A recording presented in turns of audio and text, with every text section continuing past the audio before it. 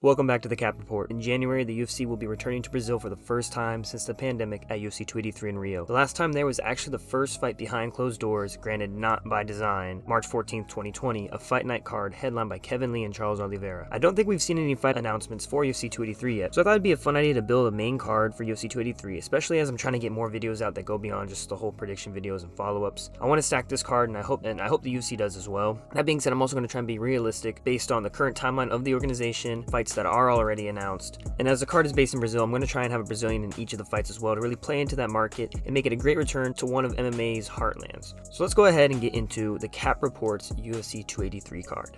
I wanted to start this one off with a banger in the opening fight. And originally I had been planning to do Dominic Cruz versus Jose Aldo. King of Rio fights one more time at home against one of the other few remaining fighters from the Golden Era. However, this won't be possible anymore as Aldo has retired recently. It would have been great just to see these two match up just once, as it was a fight often speculated by fans, but it is what it is. That being said, I think Aldo would have won in their prime, and definitely I think he'd win it now. So from there I started looking at other ranked Brazilian fighters that could have fun or big matchups or that were highly ranked. Maybe someone like Jessica Andrade or Rafael dos Anjos. I'm trying to really stack this card, so it'll likely be a matchup that doesn't match this position on the card. One more realistic option would be something like Johnny Walker versus Paul Craig, but I'm going to start this off in the welterweight division with Gilbert Burns versus Jorge Masvidal to open the card. This has been a fight rumored to be in the works for some time now. Both guys are coming off of a loss and fought early in the year. It'd be two really fun strikers in a fight that could be relevant to the title picture. Burns sits at 4th in the welterweight rankings, Masvidal at 9th, and as with a new champion, the pathway to a title shot becomes a lot more viable, as both guys had lost to Usman. And in Masvidal's case, there's bad blood and a narrative there. That being said, as I've mentioned in past videos, Mozgov needs to put a few wins together before he can even be considered for a title shot again. With all that in mind, I think it would be a great start to the card and what would surely be an action-packed opener. Moving on to the next fight, when making this script, and still now honestly, I've kind of gone back and forth on it. Not sure how realistic this choice I have in mind is. I was looking at fighters I could place here, and to be honest, this probably could have been swapped with the first fight in terms of position on the card, or maybe interchangeable. But for the next fighter, I selected Paulo Costa, a Brazilian who is quickly becoming a fan favorite. If you haven't seen this man's Twitter, go check it out. He's hilarious. He's made me a fan from it. He seems like a must-have for this card to capitalize on his growth and popularity with the fans and the location of the card. Having fought in August, I feel like that's enough turnover time for a fight in January for him. I began looking at matchups for him, but a lot of guys in the middleweight division are already booked. But there is a fight that he's been campaigning for, and with that being said, the second fight of this card takes place in the middleweight division. Paulo Costa takes on Khamzat Chimaev. And this is why I said that I'm not too sure how realistic this fight is. I could see it happening, but I just don't know how the UFC sees or feels about Khamzat after the whole UFC 279 debacle. Would they force him to move up in weight, or are they okay with him still fighting at welterweight? I kind of discussed this in my UFC 279 aftermath video, but I think Colby should be Khamzat's next fight. However, if he were to move back up to middleweight because he can't make the weight, then this would be a great way to re-enter the middleweight division for him. He'd have 3 months between fights, which would be plenty of time for him, and I think this would be a really fun fight for the build-up to the card. It would be amazing to watch, you know what I mean? These two going back and forth at a press conference would be hilarious. That being said, I think Costa would ask some questions of Khamzat that we haven't seen him deal with yet, which makes it a fight worth having. Costa provides a mix of size and relentless pressure that we haven't seen Khamzat have to fight before. I think I'd still favor Khamzat with his wrestling advantage, but if he failed to get the fight to the ground, I think he'd have some real problems with Costa, especially in a 3-rounder. Now we move on to the third fight in the Cap Reports UFC 283 card. I was looking at Rafael dos Anjos earlier, and I think I'm going to go with him here. Earlier I was looking at him matching up with someone like Arman Tsarukyan, but he is already booked. Then I thought he could fight McGregor. You know, he can make one of those fights that got away. But I think that would jack up the whole card, as you're only going to see McGregor headlining cards. The UFC doesn't like to stack his cards, and him fighting above title fights would be weird. So you'd have to scrap title fights from this card altogether if you put McGregor on it.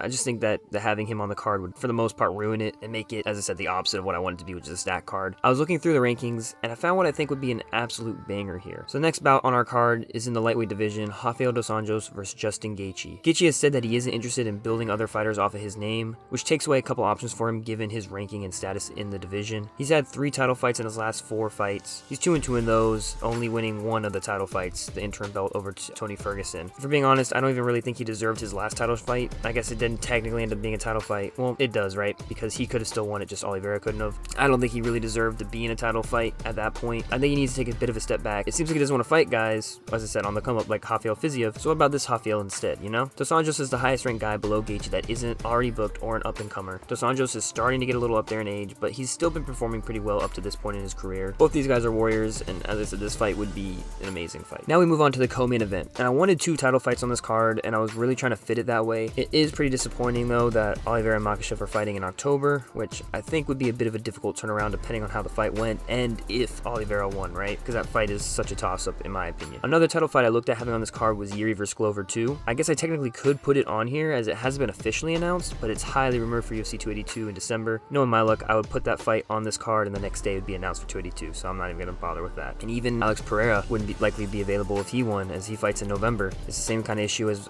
Oliveira, that I just don't know if there's enough turnaround time. And it actually makes me question UFC's timing on this card a little bit, due to how many Brazilian contenders are in title fights leading up to this card that leaves them unavailable for this card. So after ruling those two out, I actually thought of one that wasn't even on my radar initially. So the co-main event for this card is going to be in the women's flyweight division, Valentina Shevchenko versus Taila Santos 2. Their last fight ended in a split decision. I personally thought Shevchenko won, but it was really close. It's one of those times where I feel an instant rematch would be completely fine. It was the closest Shevchenko's been to losing since becoming a champion. I'd be really interested to see how these two approach this fight after having 5 rounds against each other already. You know, how would their game plans change? Could we see another dominant champion go out on a surprising loss? Or maybe we're going to get one of those moments where, you know, when given the rematch, the champion goes in and dominates, removing all previous doubt. I will say Valentina Shevchenko versus Amanda Nunes 3 would be a better option here, and a possibility. However, I just don't see the UFC making that fight right now. They could, and in my opinion, it's one of the only remaining big, relevant, and enticing fights left for Nunes in the sport right now. I mean, the last one between the two was extremely close. That third would be really sellable. I just don't see any buzz or talk about this fight right now that makes me think that it would happen or that it's a realistic option for this card. And that's why I made Shevchenko versus Santos 2 instead. Finally, we get to the main event, and we can kind of already guess what this is after discussing the title fights not on the card. The main event of the Cap Reports UFC 283 card is the quadrilogy between flyweight champion Deiveson Figueiredo and interim champion Brandon Moreno. Having flyweights headline a card is something I don't think the UFC would do often, but considering the location, the history between these two, how good the previous fights have been, I can see them doing it. They also like going heavier on title fights when it has smaller weight classes, like I'm doing here. For example, UFC 255 did the same thing, having both the men's and women's flyweight belts headlining the card. It's kind of crazy actually that card had Figueiredo and Shevchenko defend on it. Then the 256 card started falling apart, and Figueiredo and Moreno both agreed on a month's notice after fighting in 255 to save the card. It's just kind of crazy how it all connects, as it was the start to an amazing trilogy, I guess in this case quadrilogy. Moreno and Figueiredo match up so well that it could headline, and being one of those rare rivalries that make it to a quadrilogy, I think it helps make it more marketable enough. I think it helps make it marketable enough as well as important enough to headline. How often do you see quadrilogy in MMA? Very rarely, and especially rarely when all 4 fights happen within the same organization. I think you have to do this fight here for all these reasons, as well as to fully capture the atmosphere and energy of this rivalry. I feel like you have to make the 4th fight either in Brazil or Mexico, otherwise you're wasting a large portion of the potential of it. So looking back on the Cap Reports UFC 283 card one more time, we open it up with the 4th ranked welterweight Gilbert Burns taking on the 9th ranked Jorge Masvidal. Next we see 3rd ranked welterweight Khamzat Chimaev moving back up to middleweight to take on 6th ranked Paulo Costa. Then we move to the lightweight division where 8th ranked Rafael dos Anjos will fight 3rd ranked Justin Gaethje. Moving to the title fights atop this card, in the co-main event in the women's flyweight division, 2nd ranked Taila Santos gets her 2nd shot at champion Valentina Shevchenko. And finally, in the main event, we see in the men's flyweight division the quadrilogy between champion Deiveson Figueiredo and interim champion Brandon Moreno. That's going to be the end of the video. I hope y'all enjoyed it. It was a fun one to make. Let me know your thoughts on the card that I put together. Is there anything that you would change? How would you build your own UFC 283 card? As always, don't forget to leave a like and subscribe if you enjoyed the video. And shout out to all 263 subscribers and anyone who subbed from this video. This has been the Cap Report.